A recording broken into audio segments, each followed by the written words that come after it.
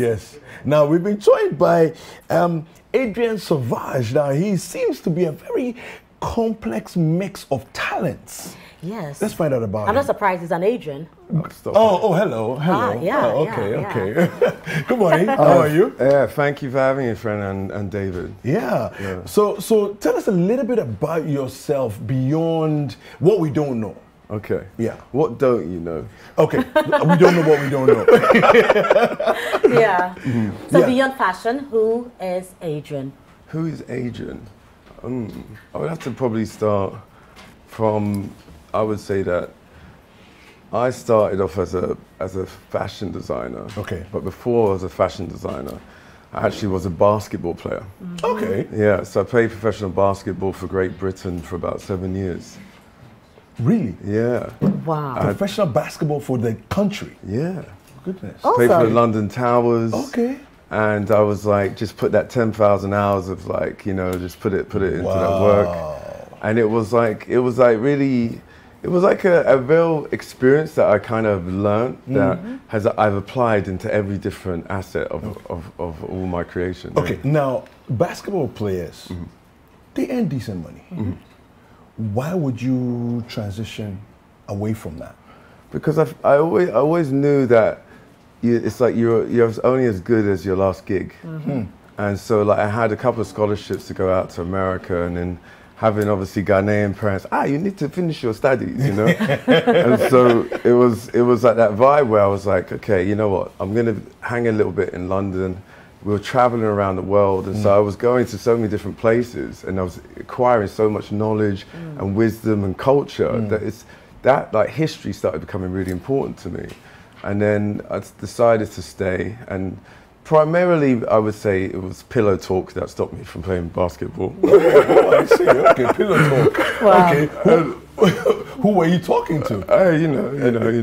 You're young, and then I kind of I stumbled into like image consultancy, and I speak Russian. Okay. Yeah, it's for pillow talk. Okay. Yeah. Well, Ghana's kind of KGB, so it all makes sense. I find Ghana's like it's like where the KGB come and get their training.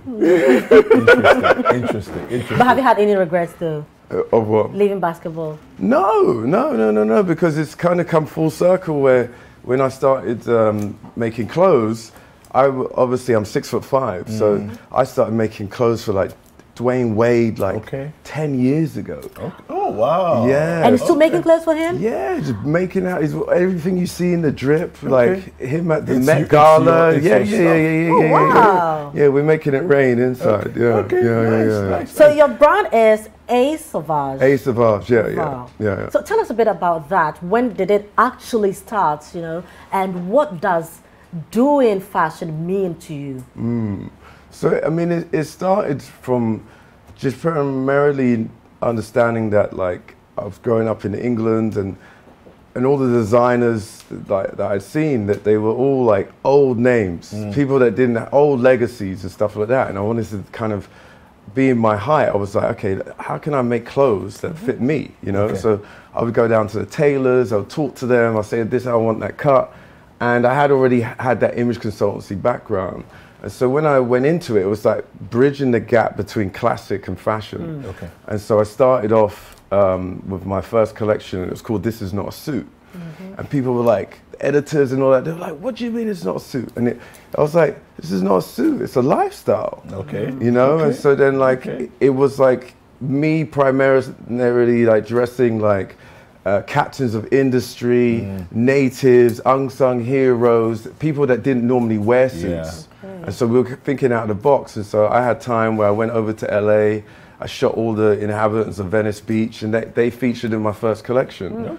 And then like 2011, I came to Ghana to focus on my collection and focus on my family. And so I photographed all of the community in Cape Coast, which leads to the kind of exhibition that I currently have in Ghana at the moment that I am, Interesting. Interesting. Well, you're also a photographer. So, I mean, it's like you've found a way to dip your hands into so many aspects of the fashion space, you know, including taking amazing pictures. I mean, we looked at some pictures on your website, and I was like, wow, okay, you know, he's doing doing everything, you know.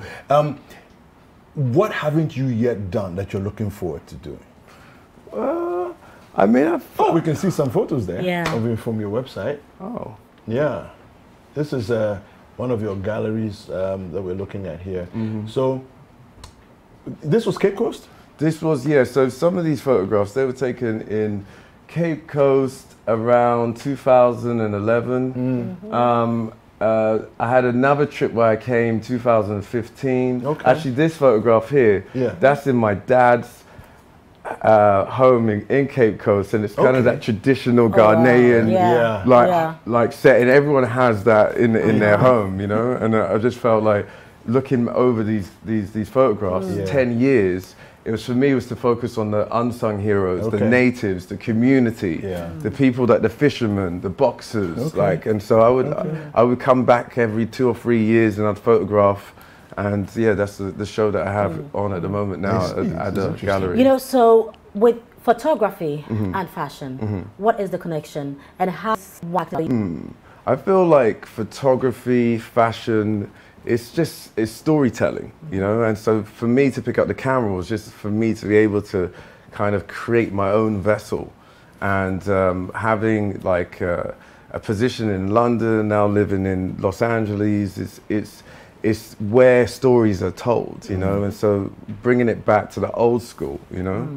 So back to my question: what haven't you done yet that you're looking to do?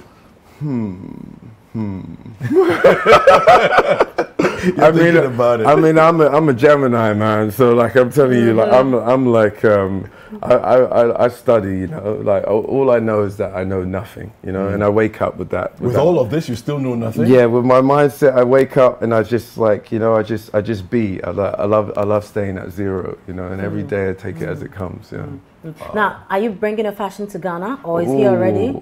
I feel like I had a last time I was here, I did a fashion show at Flagstaff House for Prince Charles. Okay. And when I came back here with the show, I've had time to, it's like real being like sankofa, like I've gone into it, man, you know. And so like now we're gonna make like Ghana HQ.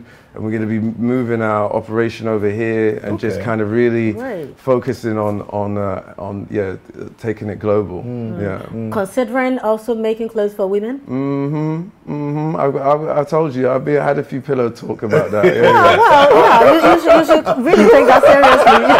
You should take that seriously because what you have is that cool, you know, and we can't afford to miss out. So have us in mind. Oh, 100%. Awesome. 100%. I got you. Great. So with what David asked earlier, what else are you going to be doing? Because you've done fashion, you've done sports, you've done a bit of theater, right? So what else? Are you going to play music? I actually, to be honest, during the pandemic, I started writing music. No, you did not. Yeah, started writing music, and I've been playing that music, and you're gonna probably see like, I mean, we've been making some loose music, and I think that I've been writing a TV show about my ancestors, and so like that will be coming out generally soon. Yeah, so it's just keeping yourself busy, you know. You said loose music. Talk to us about Loosh and Loosh Imperial. Well, like I Loosh, therefore I am, you know, and I feel like Loosh for me has always been like an energy that I've possessed, and I've been able to kind of like transfer that into my drip, into like my look, my feel, and like create, like it's a vessel, you know, and it's a lifestyle. The jewelry you're wearing, is that your own? This is jewelry that we've made. This is my eye. That's like it's hand painted on enamel. And so like kings, like these are called lovers' eyes, and they were commissioned in the 17th century. Okay. And so for me, I was just like I love history, so I'd just be like, yo, I'll be having some of that. It's amazing.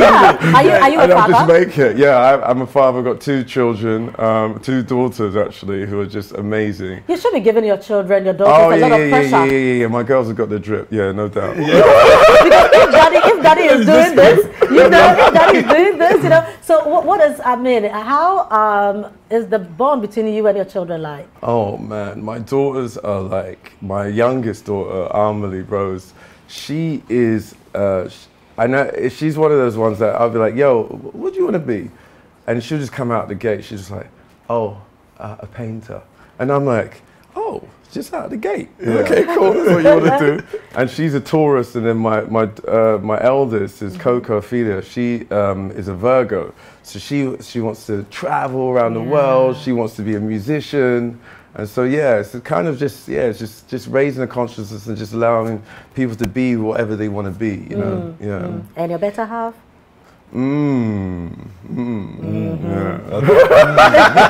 Yeah. Yeah. You have time, you know, for her with the many things you are doing. 100%. Awesome. All right. Fantastic. Adrien, thank you so much for passing through. Oh, thank you so much, guys. This has been amazing. Fantastic. Yeah, thanks for coming. Yeah. Cool. All of this good stuff. I mean, where can people find you if you want to, like, social media? Yeah, they could check out Adrien Sauvage on Instagram. Okay. A Sauvage is going to be launching real soon, so I think you guys should just check it out and stay loose. Well, we will. We're going to stay loose.